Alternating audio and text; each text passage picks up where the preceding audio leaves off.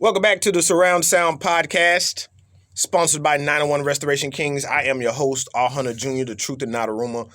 I forgot a couple of things. I was so ready to get to the versus battle part. I forgot about the celebrity and sports birthdays, deaths, and or anniversaries. First up, our hearts, thoughts, and minds go out to Nick Cannon. He lost his 5-month-old son to cancer, Zen Cannon. We're definitely thinking about you, Nick, in your time of loss. Happy birthday shouts out to Larry Bird, Nicki Minaj, Asian Doll, and Terrell Owens. Wow, what a segue. It's Terrell Owens' birthday, and he used to play football. RJ, you're on it. First up, college football playoffs. We were down to the last 4 teams. Well, not really down to the last 4 because we got bowl games. They'll be happening from the middle of this month all the way up until January the second Monday in January. Okay, but the four most important,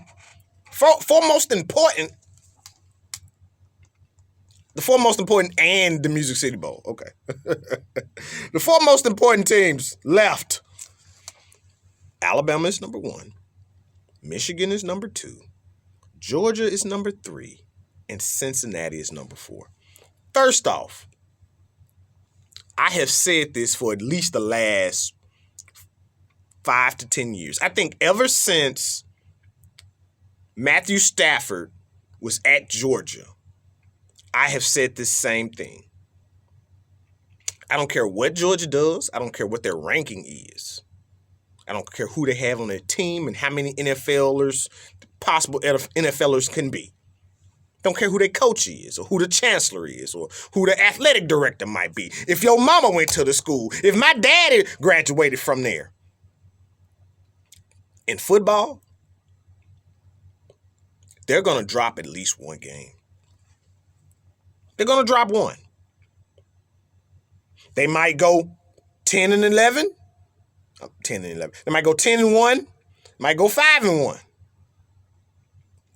But they're going to have a loss in their college. They may actually end up winning the national championship this year. But they're going to drop at least one game. And they dropped it against Alabama.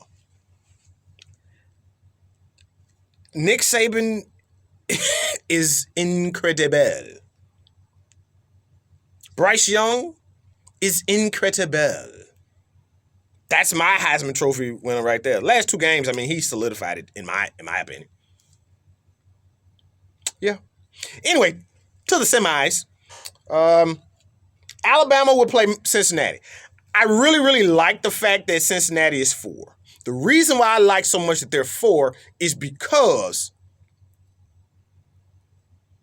if they win the national championship, that says a lot for the Power 5, the group of 5 teams, the group of 5 schools. And it says that it's for sure because Alabama, Michigan, and Georgia, they're going to have to beat 2 of those teams to win the national championship. 2 of those 3. And can't nobody, if they do that, can't nobody deny that ring that they going to get. I think Alabama's going to pulverize them. I think it's going to be like carry the 1. It's going to be about like 41-17, Alabama. Now, in the other semi, Michigan at Georgia. In the Orange Bowl. Alabama and Cincy, that's in the Cotton Bowl. Michigan and Georgia. Michigan is riding high, bro. Michigan is riding high. After beating Ohio State I think is ranked 6th. And then winning the Big Ten championship. Really kind of beat the brakes off a seemingly good Iowa team. Michigan is riding high. Jim Harbaugh he saved his job. He's going to get an extension now. And if he can possibly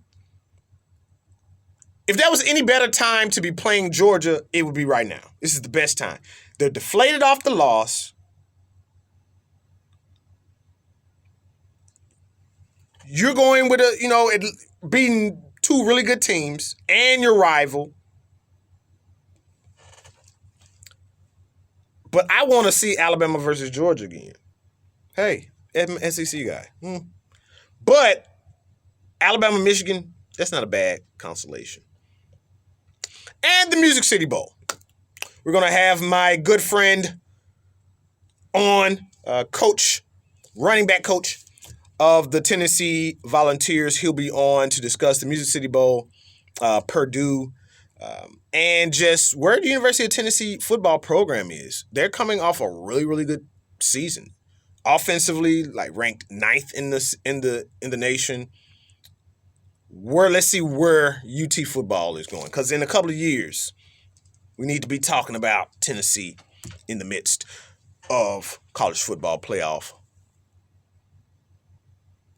championship. Next up, NFL. I'm gonna go backwards. First up, the Bears. The Bears are 4-8. We dropped one against the Cardinals. Our quarterback, Andy Dalton, threw 4 picks. We lost by 20 points. There it is right there. Can't turn the ball over. So Justin, next year, throwing 4 picks is really bad. Check down, run. I don't care what you do. Try not to take a sack. But if you got to take a sack versus throwing an interception, I guess you know what you got to do. The Atlanta Falcons, 5-7. The Atlanta Falcons were 5-5 2 weeks ago, which still, it's been a win just because they went 5-5. Or at least they were 5-5. Because I thought their record would be worse than the Bears, to be honest. The Bears are 4-8. I thought the Falcons would not be 5-7. Maybe 5 and whatever the rest of the, what's that? What's it going to be now? 5-13. Got 17 games. 5-12, but not 5-5, not 5-7. Okay. But they playing the Panthers. So the Panthers Panthers came back, brought Cam Newton back into the fold. Last couple of weeks have been L's. Yeah, we'll see how that goes. The Dallas Cowboys. Last couple of weeks has been the Alice Cowboys because they ain't got no D. That's my running joke. You're welcome. You can use it. You can use it. They play the Washington football team. Washington football team is 6-6. Their quarterback is playing really good football. I won't say he's playing really good football. He's not losing the game. He's not throwing 4 picks. He's managing they've won 17-15 in their last 2 games. And it's got them at 6-6 and possibly the playoffs again for the second year in a row without Chase Young. Can Dallas go ahead and put them away? They should be able to. You don't have Chase Young. They don't have Chase Young. So you should be able to throw the ball. CeeDee Lamb is back. You still got Zeke. Yeah, this should be a win. This should be a win. Lastly, Tennessee Titans. A couple of weeks ago, I was real scared. I posed a question. Are they all right? And I think they're all right with the thought that they're in week 14. They just had a bye week. Last week was their bye week. They got 4 more games to play.